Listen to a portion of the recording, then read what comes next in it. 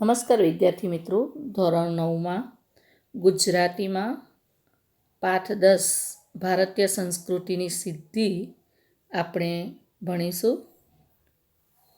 લેખક છે વિનોબા ભાવે. એમનું પૂરું નામ છે વિનાયક નરહરિ ભાવે. એમનું પ્રસિદ્ધ નામ છે વિનોબા ભાવે. વિનોબાના નામે એવો પ્રખ્યાત થયા છે.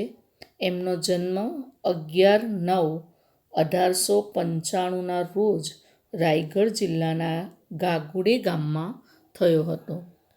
તેઓ આચાર્યના હુલામણા નામે પણ પ્રસિદ્ધ હતા. ગાંધીજીના અનુયાયી અને બુધાન ચળવળના પ્રણેતા પણ છે તેઓ, અને મૌલિક ચિંતન અને લેખક પણ છે. તેમણે ભગવદ્ ગીતાનો મરાઠી ભાષામાં અનુવાદ કર્યો હતો. ગીતા પ્રવચનો ભારતની તમામ ભાષામાં અનુવાદિત છે. વિચાર પોથી, સ્થિતપ્રજ્ઞ દર્શન, મધુકર, ક્રાંતિ દર્શન, સ્વરાજ શાસ્ત્ર, બુડાન ગંગા ભાગ 1-10 તેમના મહત્ત્વના પુસ્તકો છે. તેમને રેમન મેગ્સેસ એવોર્ડ તથા ભારત રત્નથી સન્માનિત કરાયા છે. વિનોબા ભાવેએ આ પાઠની અંદર ભારતીય સંસ્કૃતિની સિદ્ધિ પાઠનું નામ છે. આ નિબંધ છે પાઠ, લલિત નિબંધ, પાઠનો સાહિત્ય પ્રકાર. એમાં સંસ્કૃતિ, પ્રકૃતિ અને વિકૃતિ વચ્ચેનો ભેદ ઉદાહરણોથી એમણે સમજાવ્યો છે. વિકૃતિનો અસ્વીકાર એટલે ન સ્વીકારવું, પ્રકૃતિને સંસ્કૃતિનું રૂપ આપવાની ભલામણ એમણે અહીંયા કરી છે. એટલે કે ભારતીય સંસ્કૃતિની પ્રયોગશીલતાનો પણ એમણે ખૂબ મહત્ત્વ કર્યું છે. ભારત દેશનો વિચાર વૈભવ, વિચાર સંપદા ખૂબ અદ્ભુત છે એમ કહીને એમણે અહીંયા ભારતીય સંસ્કૃતિની ખૂબીઓ ખૂબ જ સારી રીતે સમજાવી. આપણા દેશની જે એક વિશેષતા છે, વિવિધતામાં એકતા, એ વિશેષતાને અહીંયા ખૂબ જ સારી રીતે, સરળ રીતે સ્પષ્ટ કરીને ભારતીય સંસ્કૃતિના ગુણગાન ગાયા છે. ભારતની સંસ્કૃતિની મહાનતા જે છે એને એક સુંદર રીતે પ્રકૃતિ, વિકૃતિ, સંસ્કૃતિ, ભારતની વિચાર સંપદા, ભારતનો શબ્દ અસ્ખલિત શબ્દકોશ, ભારતમાં વિવિધ ધર્મો, વિવિધ ભાષા, વિવિધ સંપ્રદાય અને વિવિધ પ્રકારના લોકો હોવા છતાં પણ બધા આત્મીયતાથી એક થઈને રહે છે. એટલે કે વિવિધતામાં એકતાનો સંદેશ પણ આ પાઠ દ્વારા આપણને લેખક આપે છે કે ભારતની સંસ્કૃતિ એટલા માટે મહાન છે. તો ભારતની જે એક વિશાળ રૂપમાં જે ભારતનું ગૌરવ છે, એટલે કે સુજલમ સુફલમ મલયજ શીતલમ, ભારતની અંદર જે એક સમૃદ્ધિ, પરિપૂર્ણતા, એક સુફલમ એટલે કે અનેક પ્રકારના ધન ધાન્યથી, જળ સંપત્તિથી, પ્રાકૃતિક સંપદાથી, વિચાર સંપદાથી, આધ્યાત્મિક સંપદાથી ભારતને જે એક મહાન વારસો મળ્યો છે, એ વારસાનું ગૌરવ લેખક આ પાઠની અંદર આપણને કરે છે. તો અહીંયા ભારતીય સંસ્કૃતિની સિદ્ધિ નિબંધની અંદર લેખકે વિનોબા ભાવેએ સંસ્કૃતિ, પ્રકૃતિ અને વિકૃતિ વચ્ચેનું અંતર દ્રષ્ટાંતો આપીને સ્પષ્ટ કર્યું છે. માણસમાં અને પશુમાં શું ફરક છે તે સમજવું અને માણસપણા તરફ આગળ વધવું એ આપણી સંસ્કૃતિનું વર્ધન છે. એટલે સંસ્કૃતિ તરફ જવું એમ કહી શકાય. વિનોબા ભાવેએ જે આનંદ આપણને એમ કહ્યું છે કે જે આનંદ આપણને સંસ્કૃતિ તરફ લઈ જાય ને, એ સાચો આનંદ. એટલા માટે લેખકે કહ્યું છે કે ભારતીય સંસ્કૃતિ હંમેશા પ્રયોગશીલ રહી છે અને એ આપણું ગૌરવ છે. તો ભારત દેશ વિવિધતામાં એકતાની વિશેષ ભાર લેખક અહીંયા મૂક્યો છે.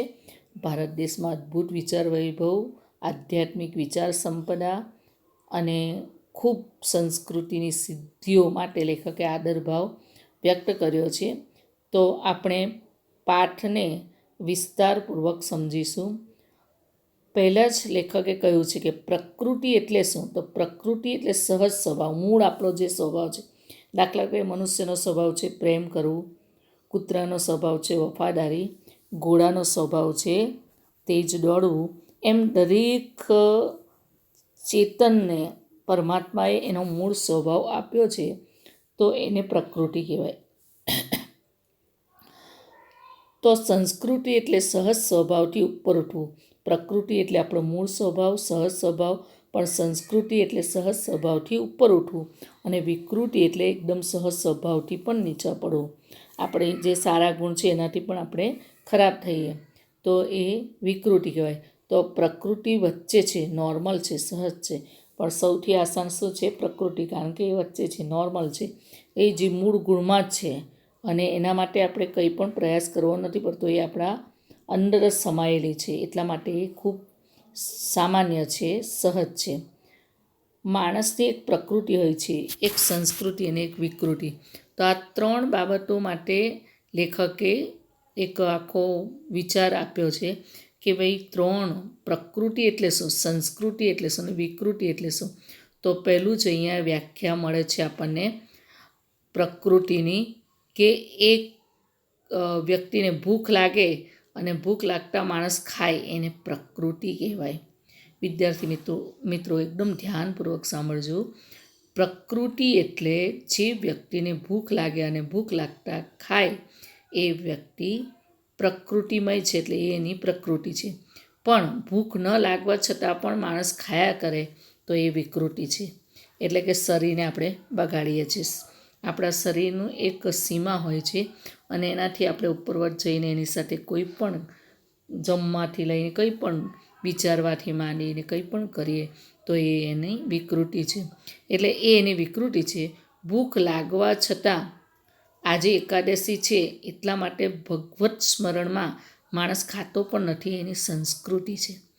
તો સંસ્કૃતિ એ પ્રકૃતિથી ઉપર ઉઠીને જાય છે અને એટલે એ બધા માટે આદરણીય છે. તો પ્રકૃતિ એટલે સહજ સ્વભાવ, વિકૃતિ એટલે પડી ગયેલો સ્વભાવ, અને સંસ્કૃતિ એટલે પ્રકૃતિથી ઉપર ઉઠેલો સ્વભાવ. આ ત્રણની છણાવટ ખૂબ સુંદર રીતે અહીંયા આપણને લેખકે કરીને સમજાવ્યું છે. તો ઉપવાસ કરવો એ સંસ્કૃતિ છે, આમ આપણને સમજાવ્યું. હવે એને આપણી જે આર્થિક રીતે કઈ રીતે એ લાગુ પડે છે, પ્રકૃતિ, સંસ્કૃતિ અને વિકૃતિ. તો આપણે મહેનત કરીને ખાઈએ એ પ્રકૃતિ છે. જાતે મહેનત કરવાનું ટાળીશું ને બીજાને લૂંટીને ભોગવીશું ને ખાઈશું તો એ વિકૃતિ છે. પણ આ વસ્તુ ભલે મોટાભાગના માણસોમાં દેખાતી હોય તેમ છતાં માણસની પ્રકૃતિ નથી, વિકૃતિ જ છે. ભલેને આ પ્રકારની વિકૃતિ પ્રાચીન કાળથી આજ સુધી દેખાતી હોય તેમ છતાં આ કદાપી સંસ્કૃતિ હોઈ શકે નહીં. એટલે લેખકનો કહેવાનો અર્થ એવો છે કે જ્યારે પણ હજારો વર્ષથી કેટલાક લોકો, જેમ કે આપણે રામાયણ મહાભારતના કાળમાં આપણે જોઈએ તો રાક્ષસોની વાત કરતા તો એ વિકૃત માનસ ધરાવતા. તો હજારો વર્ષથી એ વિકૃતિ જે પણ છે ને એને ક્યારેય આપણે સંસ્કૃતિ હોઈ જ ન શકે. એટલે કે પુરાણી છે એટલે સંસ્કૃતિ છે એવું માનવાની આપણે ભૂલ કદાપી કરવાની નથી. પ્રકૃતિ એટલે જે માણસ માટે સારું છે એ જ, એ પછી પશ્ચિમની હોય કે પછી આપણા દેશની હોય કે હજારો વર્ષની હોય કે અત્યારની હોય, પણ પ્રકૃતિ એટલે માણસને મૂળ સ્વભાવમાં હોય એ પ્રકૃતિને સ્વીકારવાની છે. વિકૃતિ પછી એ વિદેશની હોય, ભારતની હોય કે હજારો વર્ષથી અસ્તિત્વમાં હોય, એને આપણે સ્વીકારવાની નથી. એ ક્યારેય સંસ્કૃતિ બની શકે જ નહીં. તો આમ શ્રમથી પેદા થયેલી ચીજ પણ બીજાને આપ્યા વિના ભોગવવી નહીં, આપીને અને વહેંચીને જ ભોગવવી એ આપણી સંસ્કૃતિ. તો અર્થોપાર્જન માટે લેખકે પ્રકૃતિ, વિકૃતિ અને સંસ્કૃતિને સમજાવી છે કે પ્રકૃતિ એટલે માણસ જાતે કમાણી કરીને ખાય એ પ્રકૃતિ છે. પણ બીજાની શ્રમથી, બીજાની મહેનતનું લૂંટીને ખાય એ વિકૃતિ છે.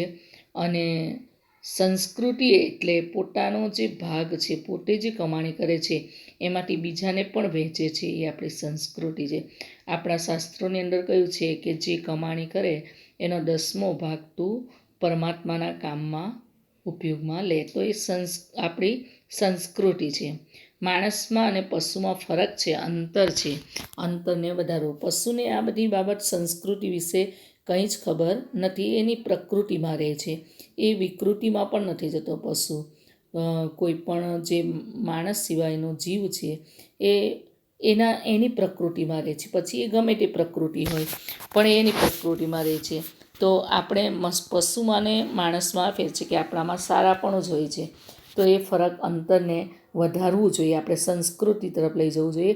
પશુપણામાંથી નીકળતા જઈને માણસપણા તરફથી આપણે આગળ વધતા જઈશું. એને સંસ્કૃતિ વર્ધન કહેવાય છે. તો સંસ્કૃતિ વર્ધન એટલે શું? તો પશુપણામાંથી નીકળતા જઈને માણસ બનવું એને સંસ્કૃતિ વર્ધન કહે છે. માણસ સુખ અને આનંદ શોધે છે ખરો, પરંતુ કયો આનંદ વિકૃત છે, કયો પ્રાકૃત છે અને કયો સંસ્કૃત છે એ ખ્યાલ રાખવો પડે. જે સુખ સહુને આનંદ આપે તેવું હોય એ જ ખરું સુખ છે અને એ સુસંસ્કૃત આનંદ છે. જે આનંદ આપણને સંસ્કૃતિ તરફ લઈ જાય એ સાચો આનંદ. તો આપણો જે સાચો આનંદ છે, બધાને સુખ આપે બીજાને પણ, તો એ સુસંસ્કૃત આનંદ. પણ જો આપણો એ